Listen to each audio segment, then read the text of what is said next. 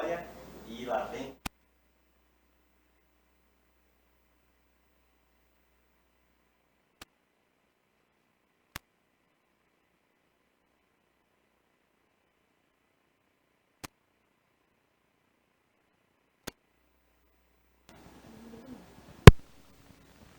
Oi, pronto, agora estou de volta, né?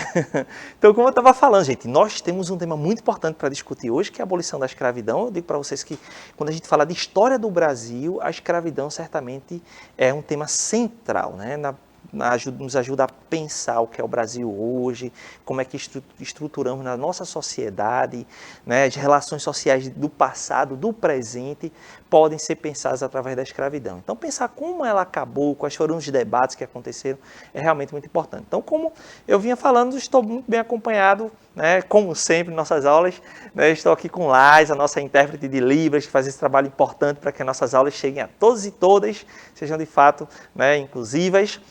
E também estou acompanhado da professora Geórgia. Professora, seja muito bem-vinda à nossa aula. Olá, Henrique. Olá a todos. Tudo bem com vocês? História chegou, história na área. Quero mandar aqui um beijo especial para os meus alunos e alunas da Escola Hugo Gerdau. Cheiro no coração, vamos estudar história hoje por aqui. Olha, uma alegria muito grande poder receber a professora Geórgia e todos vocês da Escola Hugo Gerdau, né, e todos os professores e professoras da escola, né, a direção, coordenação, enfim, sintam-se abraçados, né, e muito bem-vindos na nossa escola digital, né, o nosso projeto que envolve toda a rede. Então precisamos estar sempre trabalhando juntos e juntas para que, né, de fato, possamos, né, entregar realmente um trabalho de qualidade aos nossos estudantes. Enfim, né, o nosso compromisso com a educação de qualidade, né, a educação pública de qualidade. Olha só, gente, então, é o seguinte, pergunto já a vocês, né, já ouviram falar sobre Luiz da Gama, né, sobre esse sujeito fantástico, né, que tem uma trajetória incrível, né? Então, o Luiz da Gama, ele era filho de uma mulher escravizada. Aliás, ele foi filho de uma mulher que era livre, tá certo? Uma ex-escravizada com um homem livre, e apesar dele ter nascido livre, a sua mãe se envolveu na revolta dos malês lá na Bahia e teve que fugir, deixando-o com o pai. E o pai acabou entregando a escravidão, enfim, escravizando o seu próprio filho. É uma trajetória, né, que inicia realmente de forma muito complicada, mas o Luiz da Gama depois ele consegue provar, né, que ele nasceu livre, ele consegue ganhar a liberdade, ele vai estudar, e vai se tornar, né, o famoso o doutor Gama, né, o doutor Luiz da Gama, que foi um advogado de destaque no Império, mesmo com a ascendência, né, da escravidão, enfim. É uma trajetória realmente de quem lutou contra aquele sistema e se envolveu nas causas abolicionistas, né, promovendo a liberdade de muita gente. Então, é realmente uma história, né, interessantíssima. Quem quiser saber mais, usa o QR Code aí, tá? Vocês podem pegar o telefone, fazer a leitura, vão ser direcionados, né, vocês vão ser direcionados para uma matéria que fala um pouco sobre a trajetória dele, e tem um filme aí na área, né? Então, quem puder, né, assistir, então vocês vão gostar bastante, né, e saber um pouco mais sobre Luiz da Gama. São figuras fantásticas, um sujeito negro, né, que através do direito e da luta contra a escravidão tentou, né, contribuir decisivamente para a melhoria da sociedade brasileira. Então, por isso, o nosso destaque, a gente começa hoje falando com o Luiz da Gama, tá? Olha, e quem quiser interagir conosco, tá certo? Tá aí o nosso chat, né? A professora Geórgia está aí no chat, tá? Então, quem quiser pode utilizar. E quem não tiver ainda o aplicativo da Educa Recife, professor, como é que eu faço para interagir com vocês? Então, é baixar o aplicativo da Educa Recife, vai aparecer aqui o QR Code para vocês, os QR Codes, né? Então, tanto o sistema Android quanto o sistema iOS, mas lá ao fundo, tá bom? Então, baixa o aplicativo, né, faz o login com a ajuda do pessoal aí da escola, o pessoal da Hugo Gerdau e todas as escolas da rede, podem conversar conosco. A professora Geórgia está aí, né? Já tem gente interagindo conosco no chat. É verdade aqui. Já começamos aqui as interações. Tem aqui a Adriele, que chegou por aqui, tem Vinícius.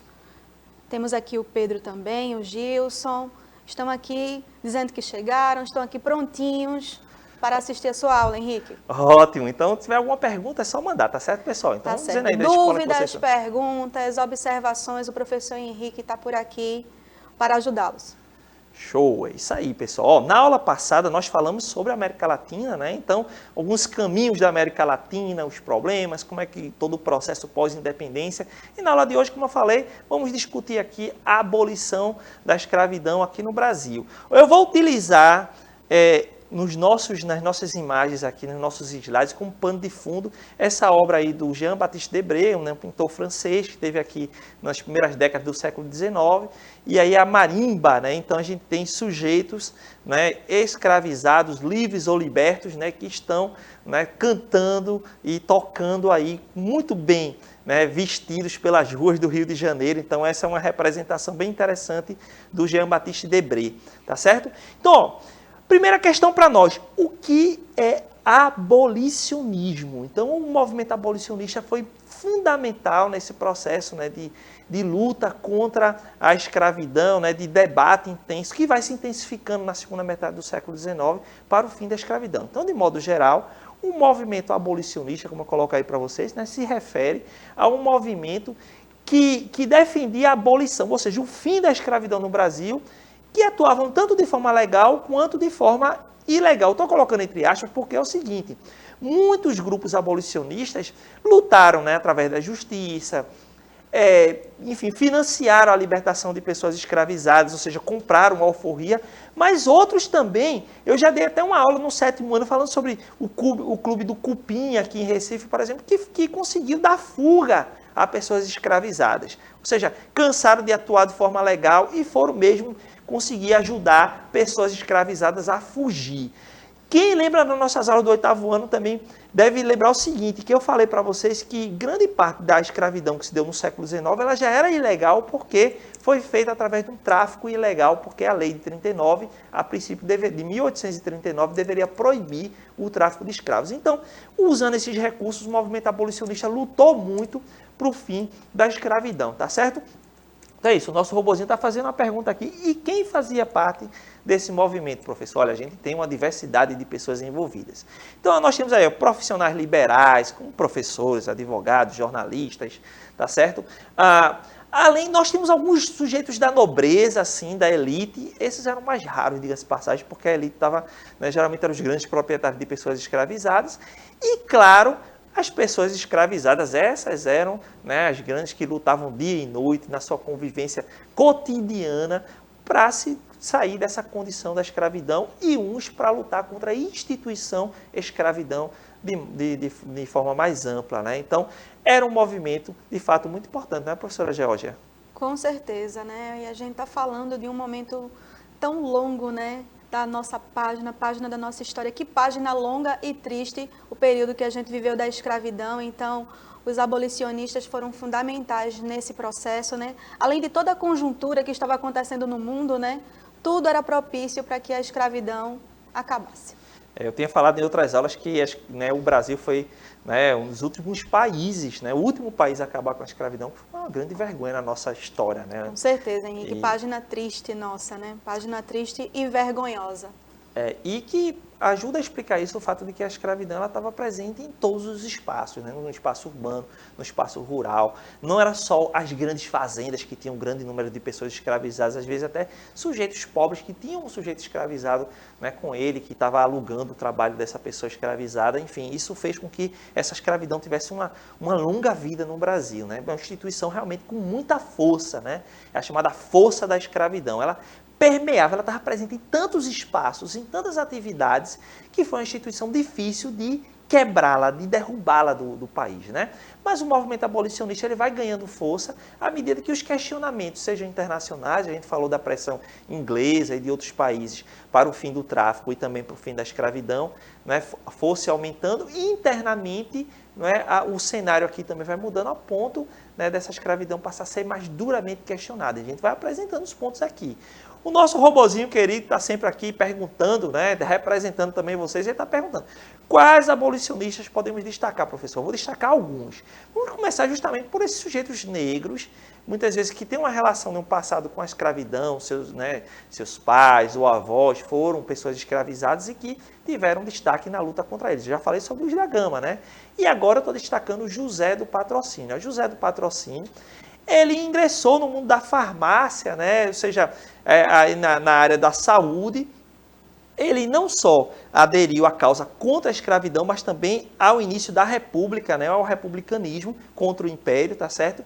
E ele ajudou a fundar algumas associações, né, como a Sociedade Brasileira contra a Escravidão. Então, José de Patrocínio é uma dessas figuras que a gente realmente precisa destacar, estudar mais, conhecer a sua trajetória, né, de um sujeito que, né, vem de uma condição muito difícil, mas que consegue, através dos seus estudos, se destacar e lutar contra a escravidão, e não só contra a escravidão, contra o Império também.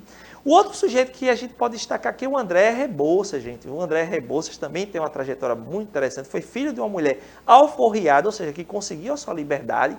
Ele se tornou engenheiro, né, de destaque, e ajudou a fundar algumas associações, né, para o fim da escravidão, como a Sociedade Brasileira contra a Escravidão, ou a Sociedade Abolicionista e a Sociedade Central de Imigração. Então, o André Rebouças é outra figura, né, que a gente precisa destacar aqui. Por fim, a gente pode destacar também o Joaquim Nabuco. Gente, o Joaquim Nabuco, esse é pernambucano, tá? Então, o Joaquim Nabuco, ao contrário do Luiz da Gama, José do Patrocínio, André Rebouças, ele era um sujeito das elites.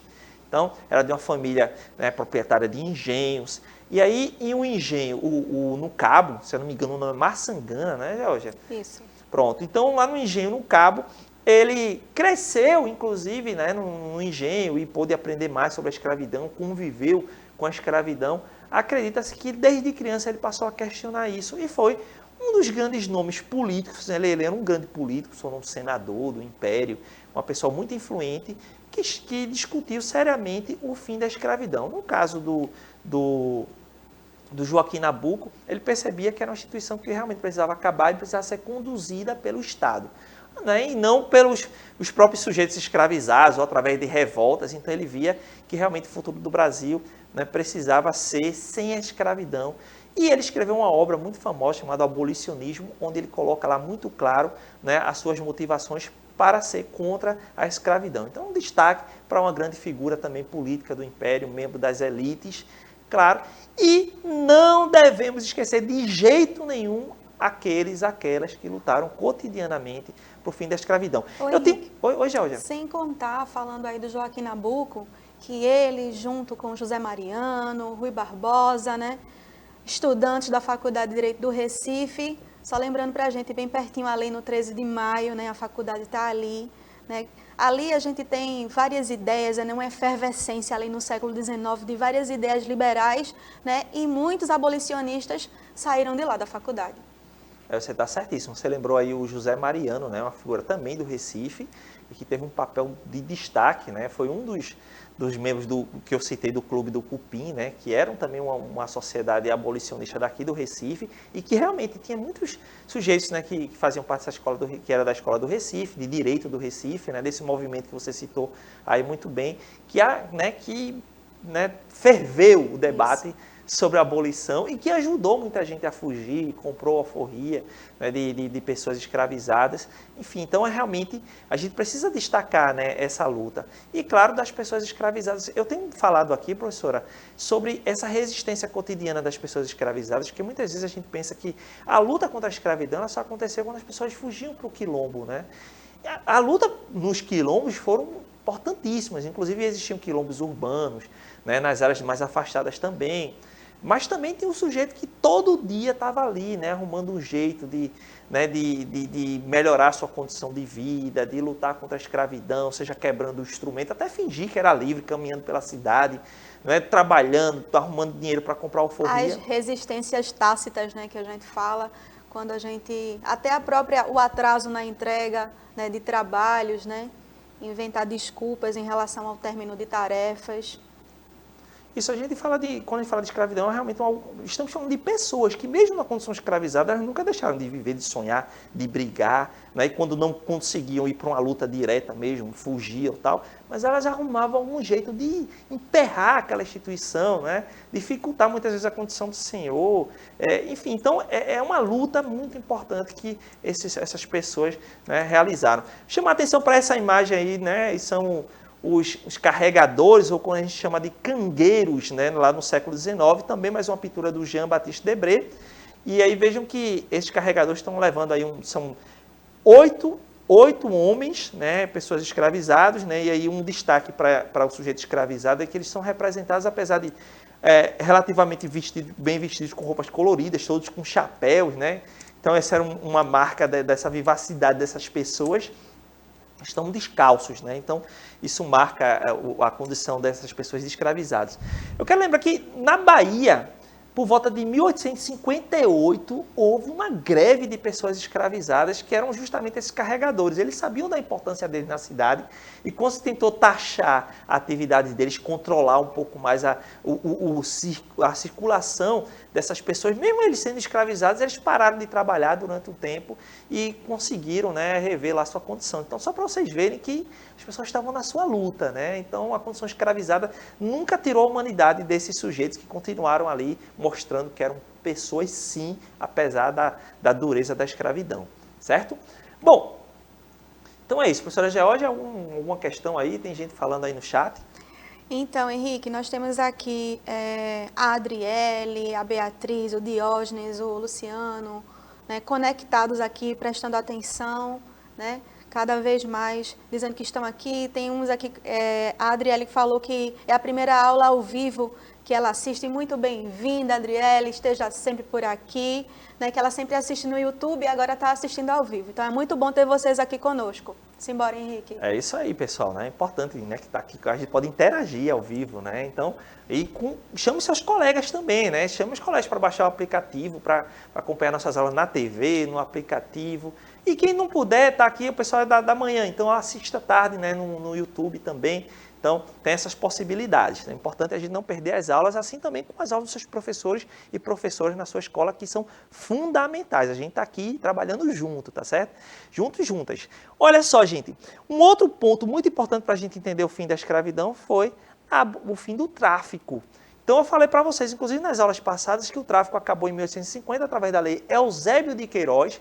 Era uma coisa já que vinha sido muito debatida, então quem não viu essa aula, vai lá no YouTube, está lá, né, explicando o fim do tráfico de pessoas escravizadas. Isso trouxe um impacto muito grande no Brasil, por quê? Né? Então, o nosso robozinho está dizendo assim, a extinção do tráfico foi muito importante, professor. Foi. Por quê? Porque com isso, a gente não tinha mais uma vinda, né, uma remessa de pessoas escravizadas, é até difícil a gente dizer isso, né? Uma oferta mesmo de pessoas escravizadas vindo da África.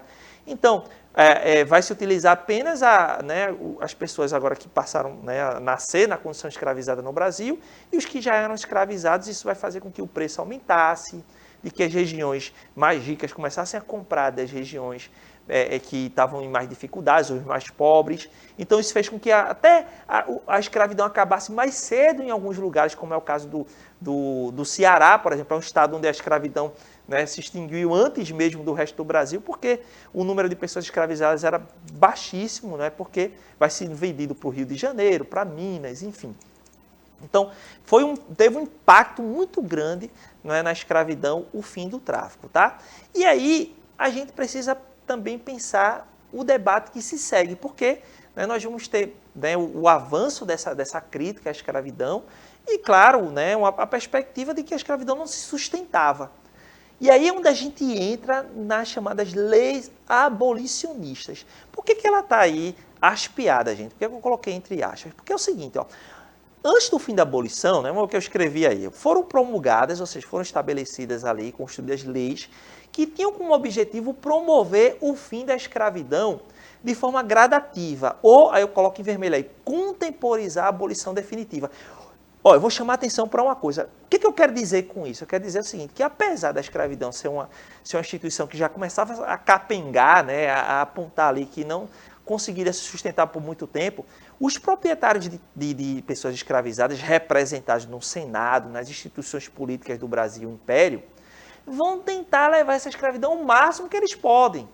Ou seja, vão acabar, mas vão acabar aos poucos, do jeito que a gente quer, e contemporizar, ou seja, eu vou ali usar recursos para estender um pouquinho mais, né? Fazer com que esse tempo ele se demore mais para o fim da escravidão. E foi assim que surgiu esse debate sobre as leis abolicionistas, o que é muito complicado, né, professora?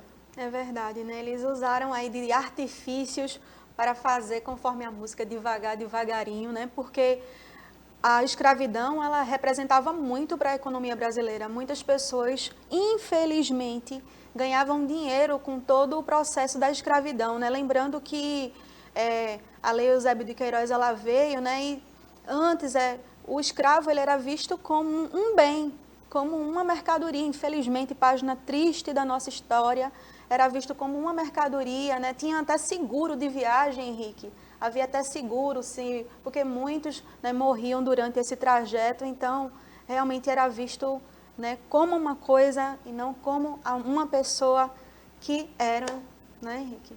E isso vai fazer, né, com que esses sujeitos se agarrassem mesmo à escravidão, o comércio de pessoas escravizadas, né, e a própria exploração do trabalho direto. Com o fim da Lei Eusébio de Queiroz, aumentou o preço, né, demais dos escravos e realmente começou a se tornar até insustentável, né, você ter um escravo. Então, Uma coisa importante para a gente considerar é o seguinte, né, aquelas pessoas que eram pobres, que não tinham, né, tanto dinheiro para ter, né, muitos sujeitos escravizados, que começaram a vender o seu único escravo que tinha, elas aos poucos vão se convertendo em pessoas que são contra a escravidão. Então, a concentração de pessoas escravizadas na mão de quem tinha mais dinheiro foi um fator que ajudou a essa escravidão, né, ela passar a ser mais criticada, né, quando ela deixou de estar pulverizada na população.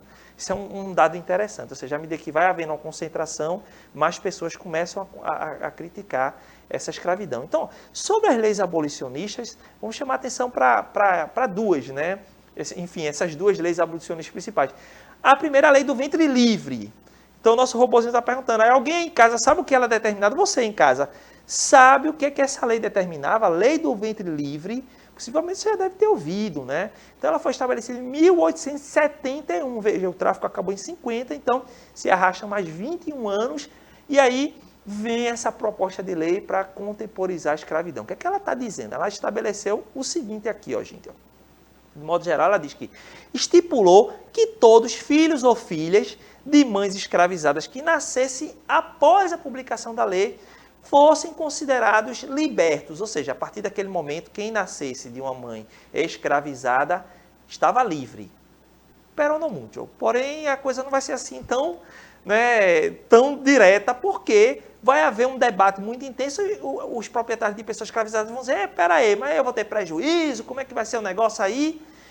E aí essa lei tem uma ressalva importante que a gente precisa fazer. Ó. Complicado, né, Henrique? Na própria leitura da lei, a gente vê essa ressalva, como está sendo dito aí, né, que eles nasciam livres, mas ficavam ali do ladinho da mãe até fazer 8 anos de idade, né, Henrique? Isso, inclusive o proprietário, ele poderia, enquanto instrumento, requerer uma indenização, né, sobre, né, essa criança agora que vai ser liberta, ou então poderia explorar o trabalho do sujeito escravizado até os 21 anos. Ou seja, poderia de fato não acontecer, né, Henrique? Pois é, a liberação, o ventre livre não era tão livre assim. E se a gente contar que a gente estava em 71, se puder explorasse os sujeitos escravizados por mais 21 anos, então a gente, né, vai pensar ali que a escravidão, no mínimo, você teria pessoas jovens escravizadas que ficariam até 1892. Né? Então, estendia a escravidão pelo menos até 1892. Não, foi um absurdo, mas essa lei acabou sendo acatada. Muitos viram que pelo menos já tinha alguma coisa, já foi um caminho dado. Né?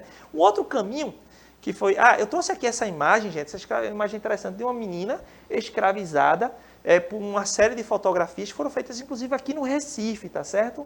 Então, é uma imagem de 1869 de uma menina escravizada. Uma outra lei foi a lei dos sexagenários, gente. Então, o nosso robozinho está dizendo aí, já imagina o que ela era. Então, a lei dos sexagenários, ela determinou que as pessoas escravizadas maiores de 60 anos fossem imediatamente liberadas. Porém, gente, não só era muito raro você ter pessoas escravizadas que chegavam aos 60 anos, a expectativa de vida era bem menos, então as pessoas morriam mais cedo por conta da dureza da condição da escravidão, como também um sujeito com 60 anos, ele tinha mais dificuldade de viver por sua própria conta. Então, isso fazia o quê? Que muitos vão criticar essa lei porque elas vão tirar da mão dos proprietários de pessoas escravizadas o peso, né, colocando aqui entre aspas, de poder cuidar de um sujeito escravizado que já estava idoso, né, que naquele período, né, cuidar de remédio, alimentação e tudo mais. Então, verdade.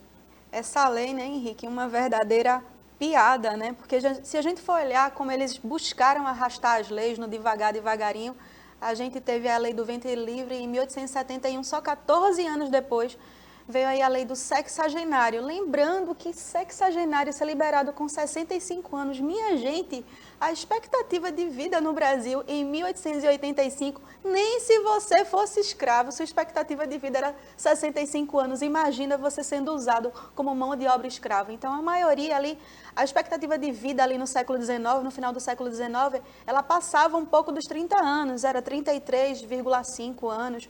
Ou seja, era muito difícil você, de fato, ter acesso a esse benefício. E aí, né, então se já não chegava aos 60 anos, né, uma condição de escravizado era ainda mais difícil.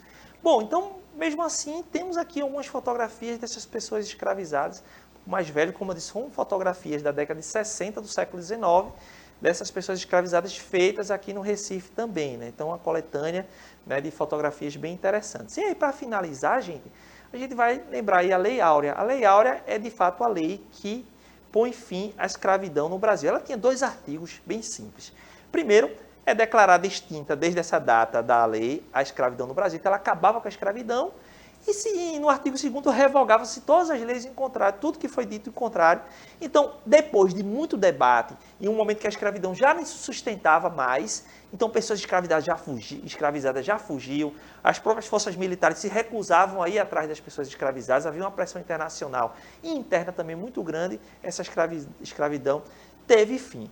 Mas fica aí para a gente finalizar essa reflexão final, né? Apesar da Lei Áurea ela ser um instrumento legal que acaba a escravidão, a grande questão é que ela não indeniza as pessoas que eram escravizadas e nem oportuniza. Então, como eu coloco aí para vocês, essa lei ela não possibilita a cidadania para essas pessoas que antes eram escravizadas. Então, é um debate desse pós-escravidão para as outras aulas, né, professora Geórgia? É verdade. Então, a gente tem aí, né, mais de 350 anos de escravidão no país, né, e até hoje nós sofremos, né, os resquícios, né, desse grande período triste da nossa história, né, e temos aí as leis antirracismo, né, mas ainda existe, né, muitos problemas, preconceitos e até o que foi oportunizado, né, para a população negra, que foi livre a partir da Lei Áurea, né, do ponto de vista social, eles foram largados, né, Henrique?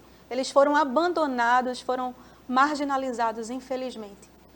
Pois é, então, como eu falei, né, pontos para muitos outros debates, né, sobre o Brasil pós-escravidão. Então, me despeço por aqui. Obrigado, Laísa, a professora Geórgia. Foi um prazer enorme, uma satisfação enorme tê-la aqui em nossa aula. Muito obrigado. Ô, Henrique, eu agradeço demais o carinho, agradeço o convite, agradeço a Escola Hugo Gerdau que me liberou, né? Um beijo para todos os meus alunos aí do 8º ano que está assistindo essa aula, tá?